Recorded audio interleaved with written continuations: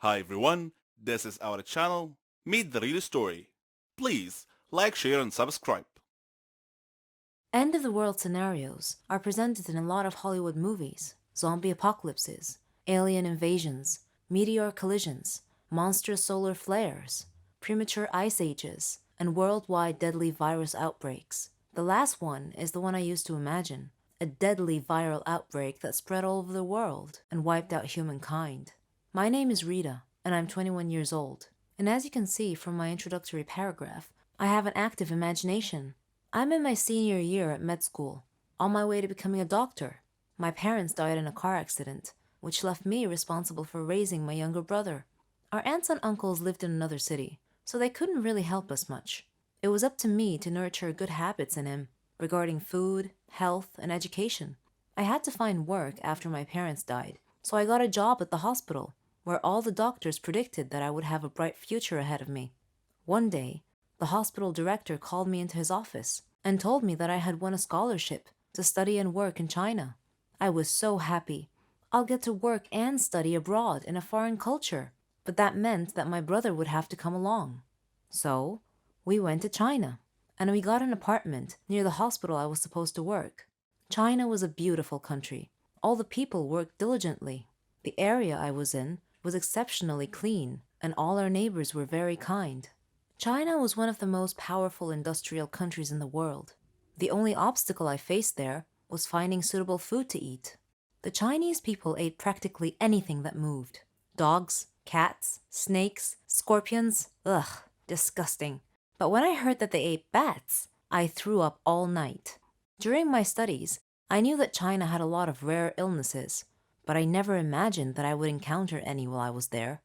One day, our hospital received a case with strange symptoms. After many diagnostic tests, we still couldn't figure out what the affliction was. The patient had a fever and a very bad cough. His respiratory system was in severe distress, so we put him in the intensive care.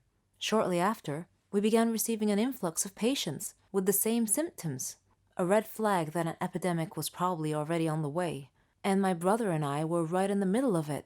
What a nightmare! Soon afterwards, my brother fell ill. That's where I drew the line. If an apocalypse was coming, I wasn't quite ready for it yet. So we left China and returned home. Thousands of people died in China due to that rare disease, but thankfully, my brother recovered fully and is now okay. As for me, I shifted my studies to seeking out a cure for this new coronavirus that broke out in China. My name is Carl, and I'm 15 years old. I used to be the team leader of the school's basketball team, and I was proclaimed the best player on the team for the past 2 years. Unfortunately, I developed a bad leg infection and had to quit playing, so I became the team's coach instead. A player named Frank assumed the team leader position when I transitioned to the coach position. He and I were not on good terms. In fact, we were downright enemies. Our team, which had won many championships in the past, began losing games under Frank's leadership because he refused to follow my guidance. Some team members requested that I rejoin the team, but I told them that my leg hadn't healed yet. I was still undergoing physical therapy to regain my leg's strength. After a few months, I was well enough to start joining the team's practice sessions. The team players all hugged me and were glad to see me getting back into shape to rejoin the team. Except for Frank, that is. Frank was not pleased at all. I saw the hatred in his eyes when he realized I was going to come back and take the team leader position again. He said that I'd been off the team too long to be allowed to return to it as a team leader again. I told him that my infection was something that was beyond my control. He reminded me that there was a school tradition that one could challenge another for the team leader position by a show of bravery, which was to jump from a cliff into a lake below. So he challenged me to make that jump. If I could do it, then he would gladly relinquish his team leader position to me and give me $1,000 to boot. He was so confident because he knew that I had a fear of heights. He also knew that if I didn't accept his challenge, then I would be in an untenable position as far as all the team members were concerned, so I had no choice but to accept his challenge. He scheduled the challenge date and invited the team to watch the challenge. I was terrified, but it was now a matter of pride and dignity and a test of my mettle. My reputation was at stake. I arrived at the lake first, then the team members one by one, and then Frank arrived last. He handed the money to one of the players and said that if I couldn't make the jump, then he, Frank, would keep the money and remain the team leader. I went up to the top of the cliff and looked down. I had a moment of vertigo. I thought of backing out, but I heard the team chanting my name over and over and knew that I couldn't let them down. Their support emboldened me, and my fear lessened. I closed my eyes, screwed up my courage, and jumped. I had a feeling of having wings and flying through the air. It was only the blink of an eye before I crashed into the water feet first and went deep. Amazed that I had survived the jump, I began swimming rapidly upwards. When my head broke the surface, I enjoyed the delicious sight of incredulity on Frank's face. So I won the challenge, collected Frank's money, and was reinstituted as a team leader. The team's support gave me the courage to face my phobia and overcome my fear. Hi there, I'm Carl and I'm 19 years old. I live with my grandpa on his farm on the outskirts of the city. Grandpa is fond of nature and quietude, as these calm his soul and spirit. He loves cultivating flowers and is very skilled in this field. He reads numerous books on unusual species of flowers, including their planting and growing requirements. He can also extract perfume fragrances from flowers. At first, I didn't care about this hobby of his and viewed it as a waste of time. However, after talking with him many times at length and listening to his myriad descriptions of the beauty of nature and flowers, I became hooked on them myself. Now I am as passionate as he is about them, and I love to study and learn about exotic and rare flowers. One of Grandpa's friends happened to be a botanist. He could talk for hours about rare flowers, even imaginary ones depicted in science fiction movies. One evening after he had visited our home and left, we went into the kitchen to prepare dinner when suddenly there came a knock at our front door. I answered the door, but no one was there. Nothing save a small box with a card, which I dutifully carried to Grandpa. The card said simply, "A gift from a dear friend." So we opened the box to find some strange seeds that were unlike any that Grandpa had ever seen before. He read another part of the note. "This is a Yasni flower from the future. Get ready for a fantastical, unforgettable trip." We didn't really believe this silly message, but we decided, what the heck, let's plant them and see what happens. In just 3 days, the seeds had produced exotic-looking purple flowers. Grandpa plucked one to extract some perfume from it. It had a wonderfully fragrant smell. Suddenly, I felt enervated and listless. My vision blurred, I couldn't breathe, and I became dizzy and passed out. When I opened my eyes, I was in the middle of some unknown desert. There were unfamiliar-looking parked cars with people in unfamiliar-looking clothes. One of the strangers pointed at me in alarm and shouted, "Catch him!" I ran, but they surrounded me and caught me. They bound my hands and hung me from a horizontal tent frame. I heard a groan and looked to my left to see Grandpa, similarly bound and hanging from another tent frame. The strangers were speaking in a language I had never heard before. Their apparent leader came over to us and said, "See this desert? The entire world is like this. Because of you. You destroyed our world. Our future is dark and bleak now. Those Yasni flowers you planted ended up breeding out of control and destroyed the world. You need to pay for your foul deeds." Suddenly, I heard a gunshot. Someone had shot Grandpa in the chest. He was bleeding profusely and appeared to be unconscious or dead. I couldn't tell which. I screamed, and then the shooter came towards me with hatred blazing in his eyes. He stopped and placed his gun barrel to my forehead. I screamed, "No!" and closed my eyes tightly. After a pause and hearing no shot, I opened my eyes to find myself lying on the floor beside Grandpa, the plucked flower lying between us. I woke him up and told him about my dream and found that he had had the exact same dream. He called his botanist friend and described the seeds, the flower, and its fragrance to him. The botanist said the unknown flower sounded similar to one that grew high in the Swiss Alps. It was illegal to import because it was known to induce hallucinations and cause other unpredictable reactions in people. To this day, we have no idea who the dear friend was that sent us these unusual, hallucinogenic flowers. We figure it must have been someone's idea of a practical joke. Or were these Yasni flowers indeed sent to us from the future? Hi, I'm Kyle and I'm 24 years old. I've been a weightlifter for over 10 years. This sport runs in my blood. I used to follow the international players and imagine myself in their place. I had a fervent dream of becoming the world weightlifting champion. I've been working towards this goal ever since I was 13 years old. I've trained 5 hours a day for years with the ultimate goal of competing in the Olympic Games. I craved the fame and recognition that would grant me. One of my first early successes was winning a junior championship while representing my city. They called me the Tank due to my impressive strength. All the people around me foresaw a bright future for me. Title after title, contest after contest, my victories inevitably led me to the national championship. The winner of that championship would represent our country in the Olympics.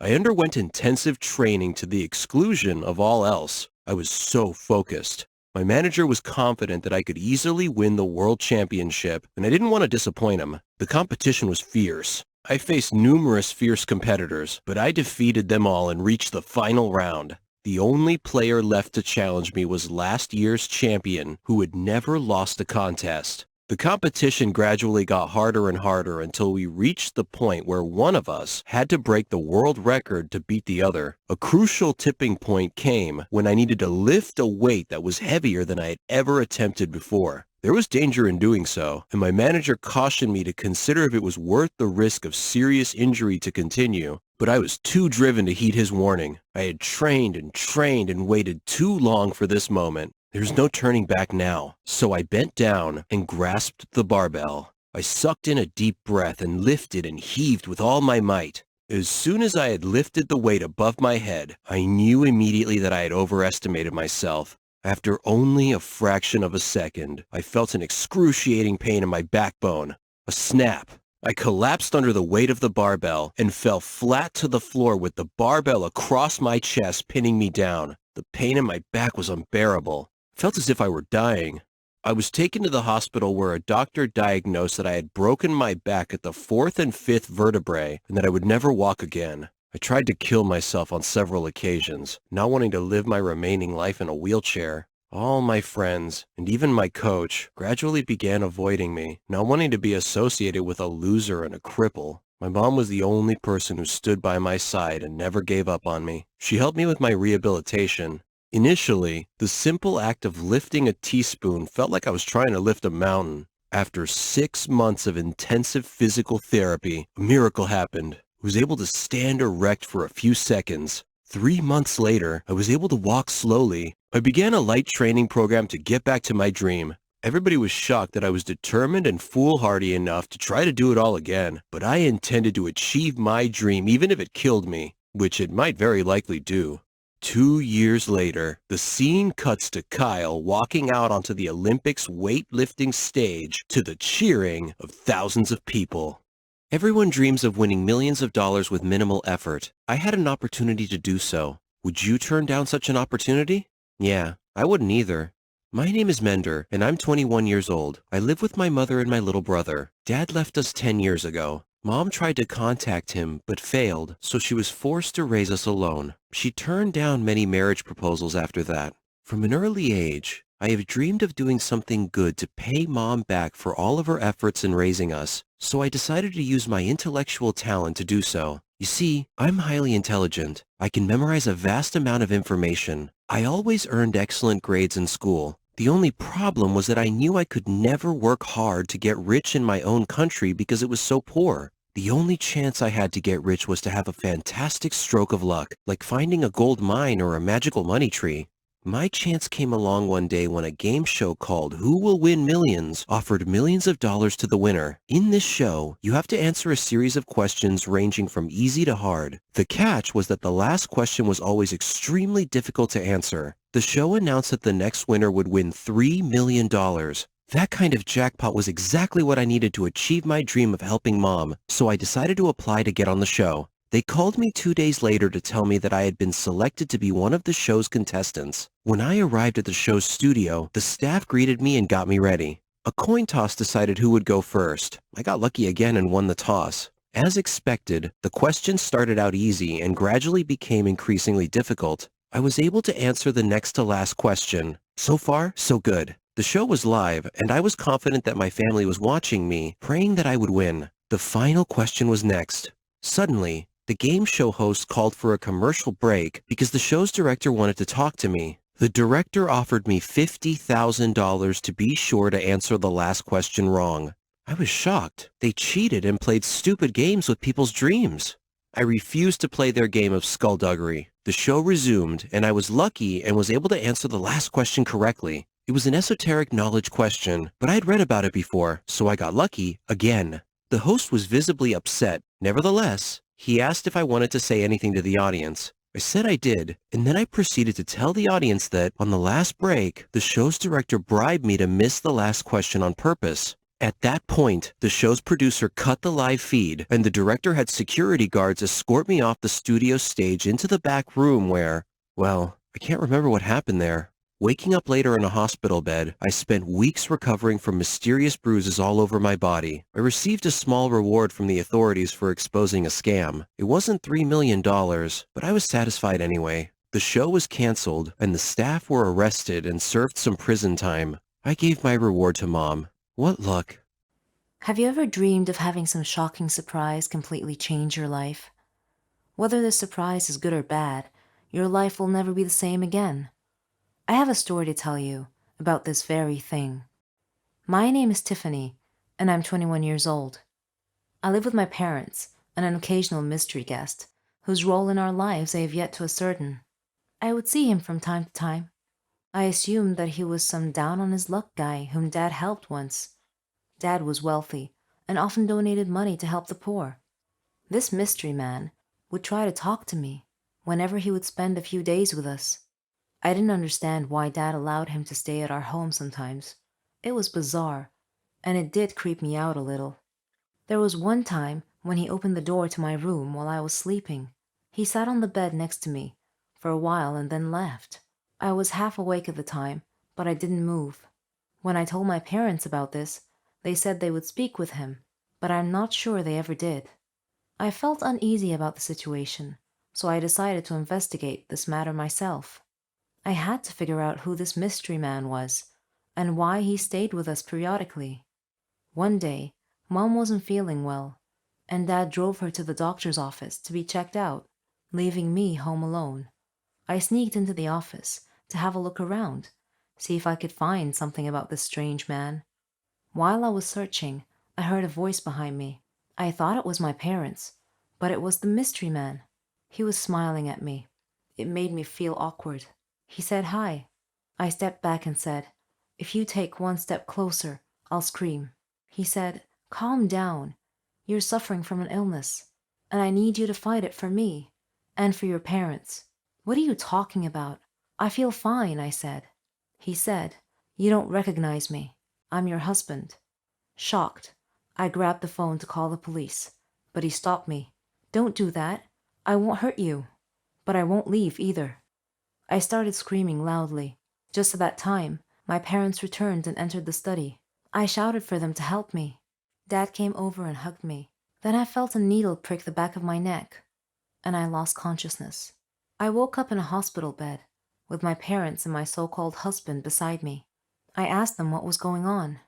They told me that I must have been dreaming, that I had just woken up from a week-long coma, induced by a rare type of brain disease that damaged my long-term memory. My husband hugged me and told me that he loved me. If only I knew who he was.